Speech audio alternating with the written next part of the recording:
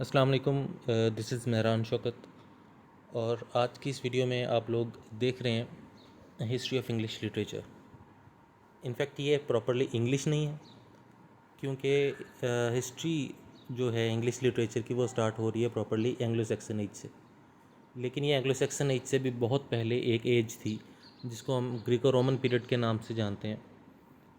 तो ये हम आज उस एज को डिस्कस करेंगे, क्योंकि अगर हिस्ट्री डिस्कस करनी है तो फिर प्रॉपरली शुरू से ही हम डिस्कस करेंगे। और ये हिस्ट्री की हमारी सीरीज़ जो होगी उसकी ये पहली वीडियो है। तो ग्रीको रोमन पीरियड, ग्रीक और Roman era, king Caesar Augustus. Caesar का नाम सुना होगा आप लोगों ने, जूलियस सेज़र। जूलियस सेज़र इसी का ग्रैंडफादर था, किंग सेज़र ऑगस्टस का। तो ये जो किंग सेज़र ऑगस्टस है ये एक्चुअली पहला एम्परर है रोम का, और बहुत अच्छा एम्परर रहा है इनका। और इसके दौर में बहुत ही ज़्यादा काम लिखा गया, बहुत ही ज़्यादा वर्क्स प्रोड्यूस होना शुरू हो गए, बहुत मोस्ट इम्पॉर्टेंट ऑथर्स आए इसके एज में, मोस्ट इम्पॉर्टेंट पोइट्स आए, एलिजीज लिखी जाने लग गई। और ये वो पोइट्स और ऑथर्स थे इसकी एज में जो है जिन्होंने पूरी की पूरी इंग्लिश हिस्ट्री को इंस्पायर करके रख दिया। पोइट्री लिखने का तरीका ही बदल के रख दिया इन लोगों ने। तो इसी किंग सीजर ऑगस्टस की वजह से हमारी इंग्लिश हिस्ट्री की एक एज है जिसको हम 18th सेंचुरी भी कहते हैं, या कलेक्टिवली हम उसको एज ऑफ पोप और एज ऑफ जॉनसन भी कहते हैं। 1702 में जब क्वीन एन थ्रोन पे आई, तो उसी के साथ ही हमारी एज ऑफ पोप स्टार्ट हो गई। अलेक्जेंडर पोप की एज जो थी, उसी एज में अलेक्जेंडर पोप का फ्रेंड आया, जोनाथन स्विफ्ट आया। और उसी के साथ 1745 में या 44 में एज ऑफ जॉनसन स्टार्ट हो गई। सैमुअल जॉनसन को भी सब जानते हैं, बहुत बड़ा क्रिटिक भी था। और इसी ने 1755 में एक डिक्शनरी भी लिखी थी, डिक्शनरी ऑफ इंग्लिश लैंग्वेज। तो 1784 या 85 के अराउंड जाके ये एज भी एंड हो गई। तो ये 18th सेंचुरी जो पूरी की पूरी है, इसको हम बहुत सारे नामों से जानते हैं। Age of reason, age of good sense, age of rationality, age of logic, age of satire. उसके अलावा एज ऑफ नावल। वैसे तो विक्टोरियन को हम एज ऑफ नावल के नाम से जानते हैं, लेकिन नावल इस एज में स्टार्ट हुआ था, तो इस वजह से इसको एज ऑफ नावल भी कह सकते हैं हम, एज ऑफ एनलाइटनमेंट भी कहते हैं हम, 18th सेंचुरी भी कहते हैं। तो बहुत सारे नाम हैं इस एक सिंपल एज के, और सबसे इम्पॉर्टेंट नाम इसका ऑगस्टन एज है। क्यों? क्योंकि ये जो ग्रीको रोमन पीरियड जिसको हम आज डिस्कस कर रहे हैं, ये किंग सेजर ऑगस्टस का जो दौर था, रोम का किंग एम्परर ये बना, तो उस दौर में वो मोस्ट फेमस ऑथर्स आए, जिनमें सबसे पहला नाम हमारे पास होमर का आ जाता है। उसने ओडिसी लिखी, इलियड लिखी। फिर वर्जिल का नाम आ जाता है, वर्जिल ने एनिड लिखी। और ये एनिड और होमर की जो ओडिसी थी, ये वही चीज़ें हैं जिन्होंने अलेक्जेंडर पोप को इंस्पायर कर दिया कि वो रेप ऑफ द लॉक लिखने लग गया। मिल्टन को इंस्पायर कर दिया कि उसने पैराडाइज लॉस्ट लिख दी। ओविड की लिखी हुई एलिजीज ही थी जिनसे इंस्पायर होकर मिल्टन ने एलिजी लिख दी, जिनसे इंस्पायर होकर इंग्लिश हिस्ट्री में बहुत से लोगों ने बहुत से काम लिखने शुरू कर दिए। तो इस वजह से 18th सेंचुरी जो थी वो ज़्यादातर इंस्पायर्ड थी इस ग्रीको रोमन पीरियड के ऑथर्स से। तो इसी वजह से उस 18th सेंचुरी को हम ऑगस्टन एज भी कहते हैं, इसी किंग सीजर ऑगस्टस के नाम की वजह से। ऑगस्टन एज का मतलब ये नहीं है कि इंग्लैंड में कोई किंग ऑगस्टस नाम का आया। इसका मतलब ये है कि असल ये जो ग्रीको रोमन पीरियड था, इसके स्टाइल पे चल रहे थे वो लोग, और इससे इंस्पिरेशन हासिल करके इंग्लिश हिस्ट्री में 18th सेंचुरी में लिख रहे थे। इसीलिए इसको हम 18th सेंचुरी को ऑगस्टन एज भी कहते हैं। तो अब ये जो classical as versus new classical as, difference क्या है इनमें? क्लासिकल एज, ये जो ग्रीको रोमन एरा हम पढ़ रहे हैं, ये है असल में क्लासिकल एज। क्लासिकल एज एक ऐसी चीज़ को कहते हैं जिसमें लिटरेचर के अंदर बहुत सी एवोल्यूशंस आ रही हों, बहुत सी चीज़ें ईजाद हो रही हों। एपिक इन्होंने ईजाद कर दी कि इन्होंने बताया कि एक ऐसी पोइम भी होती है जो बहुत ज़्यादा बुक्स पे मुश्तमिल होती है, और उसके अंदर नैरेटिव स्टाइल होता है, एलिट्रेशन भी समटाइम्स हो सकती है, नैरेटिव स्टाइल होता है, बहुत सारी लंबी लंबी लाइंस होती हैं, लंबी एक काफ़ी सारी 10 12 14 बुक्स पे या 20 20 बुक्स पे एक पोइम मुश्तमिल होती है, उसको हम कहते हैं एपिक। जिसका स्टाइल ग्रैंड होता है, ग्रेंजर दिखाया जाता है, उसके अंदर वॉरियर्स दिखाए जाते हैं, गॉड्स गॉडेसेस दिखाए जाते हैं, वो होती है एपिक। जिस तरीके से मिल्टन ने पैराडाइज लॉस्ट लिखी थी, इसी तरीके से डिफरेंट जो एपिक्स थी जिस तरह हमारी एंग्लो सैक्सन एज में एक बियोवुल्फ आई थी। तो ये सारी की सारी जो थी ये एपिक्स थी और इसी एक स्टाइल पे चल रही थी। मिल्टन ने जो पैराडाइज लॉस्ट लिखी वो भी यहीं से इंस्पायर होकर लिखी।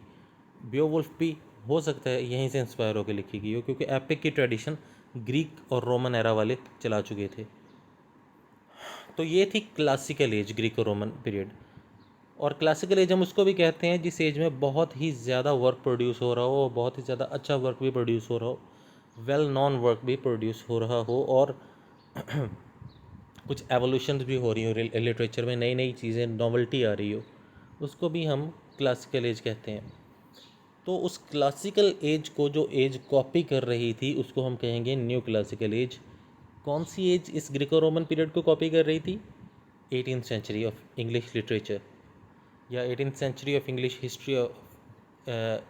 History of literature. तो अलेक्जेंडर पोप ने जो रेप ऑफ द लॉक लिखी, हालांकि वो मॉक एपिक थी, लेकिन वो इंस्पायर हुआ होमर की ओडिसी से और वर्जिल की एनिड से। इन दोनों चीज़ों से इंस्पायर होकर उसने रेप ऑफ द लॉक लिख दी। मिल्टन भी यहीं से इंस्पायर हुआ तो उसने एपिक लिख दी। तो ये जो लोग थे, मिल्टन ऑल दो फॉल करता है प्योरिटन एज में, लेकिन क्योंकि उसने 1667 में अपनी पैराडाइज लॉस्ट पब्लिश करवाई, फर्स्ट टाइम उसने जब पब्लिश करवाई उसमें 10 बुक्स थी। तो उसके बाद 1674 में उसने दोबारा पब्लिश करवाई अपनी पैराडाइज लॉस्ट, तब 12 बुक्स थी। तो ऑल दो वो प्योरिटन एज का था, लेकिन उसने पब्लिकेशन जो अपनी करवाई और कंप्लीट की वो थी रिस्टोरेशन एज में। तो इस वजह से हम कह सकते हैं कि मिल्टन भी यहीं से इंस्पायर्ड था। और 1660 से 1700 तक रिस्टोरेशन एज कहलाती है। 1700 से लेके 1750s तक, 1740s या 45 तक वो कहलाती है एज ऑफ पोप। और 1745 से ऑनवर्ड 1785 या 84 के अराउंड ये कहलाती है एज ऑफ जॉनसन। ये तीनों जो एजेस हैं, restoration age, age of Pope and age of Johnson, ये तीनों एजेस कलेक्टिवली क्लासिकल एज कहलाती हैं, या हम इनको न्यू क्लासिकल एज कहते हैं। न्यू क्लासिकल एज इसलिए क्योंकि इन्होंने क्लासिकल एज को कॉपी किया। क्लासिकल एज ये वाली ग्रीको रोमन पीरियड की, और उसको क्लासिकल एज हम इसलिए कहते हैं 18th सेंचुरी को क्योंकि वो इंग्लैंड की क्लासिकल एज है। जिस तरीके से एलिज़ाबेथ वन के बाद एक किंग आया जेम्स वन, वो स्कॉटलैंड का जेम्स सिक्स था। स्कॉटलैंड में उससे पहले 5 जेम्स गुजर चुके थे, लेकिन उनका जेम्स सिक्स था। वो वही जब इंग्लैंड में आया तो इंग्लैंड का पहला जेम्स था। इंग्लैंड का एक ऐसा किंग था, ऐसा पहला किंग था जिसका नाम जेम्स था। तो इस वजह से यहाँ पे आके वो जेम्स वन कहलाया। इसी तरीके से ये जो क्लासिकल एज है, इंग्लैंड की सबसे पहली क्लासिकल एज है, तो इसलिए इसको क्लासिकल एज कहेंगे। लेकिन टेक्निकली देखा जाए तो ग्रीको रोमन पीरियड को कॉपी कर रही थी 18th सेंचुरी, तो इसलिए हम इसको न्यू क्लासिकल एज भी कहते हैं। इसके बाद हमारे पास ये इनके कुछ ऑथर्स आ जाते हैं जो मोस्ट फेमस थे, जिनकी वजह से ये एज इतनी ज़्यादा फेमस हुई, ग्रीको रोमन पीरियड जो था। सबसे पहला होमर हमारे पास आ जाता है। वो ग्रीस से बिलोंग करता था, यूनान से। इसकी 2 फेमस एपिक्स थी, ओडिसी और इलियड। मशहूर ज़माना एक जो वॉर हुई थी, वॉर ऑफ ट्रोजन वॉर जिसको हम कहते हैं, जिसमें हेलेन आई थी। पेरिस जो कि ट्रॉय का शहज़ादा था, उसने आके हेलेन को सीड्यूस किया। हेलेन जो कि मेनालॉस की वाइफ थी, और मेनालॉस एगामेम्नॉन का भाई था। एगामेम्नॉन की वाइफ का नाम क्लाइटेमनेस्ट्रा था। ये हम फर्दर जब एगामेम्नॉन को डिस्कस करेंगे तो तब हमें आइडिया हो जाएगा। तो वो वॉर ऑफ ट्रॉय जो थी, जो 10 साल तक चलती रही, उसी हेलेन को बाजियाब करवाने के लिए, वो वॉर ऑफ ट्रॉय का दुनिया को कैसे पता चला, वो पता चला ओडिसी से। इसी ओडिसी में उसने सारी की सारी स्टोरी हमें ये बता दी। इलियड भी इसने लिखी। उसके बाद वर्जिल, होरेस और ओविड, ये तीनों रोमन थे। होमर ग्रीक था, और सोक्रेटिस, प्लेटो और एरिस्टोटल ये भी ग्रीक थे। होमर की बात हो गई। वर्जिल रोमन था, इसने एनेड लिखी। उसके बाद होरेस, ये भी रोमन था, इसने अपना एक वर्क लिखा आर्स पोइटिका के नाम से, और ये उसी तरह का वर्क था जिस तरह एरिस्टोटल का पोइटिक्स था। एक क्रिटिक वर्क था, एक क्रिटिक थी। और उसके बाद आ गया ओविड, ये भी रोम से बिलोंग करता था, एक रोमन था, और ये फेमस था अपनी एलिजीज़ की वजह से, एलिजीज़ लिखा करता था। उसके बाद हमारे पास सोक्रेटिस आ गया। सोक्रेटिस को आप सब जानते हैं, सुकरात, इसका शागिर्द था प्लेटो। प्लेटो ने रिपब्लिक लिखी और इसी रिपब्लिक है इससे इंस्पायर होके सर थॉमस मोर ने यूटोपिया लिखी थी, जो 1511 में पब्लिश हुई थी।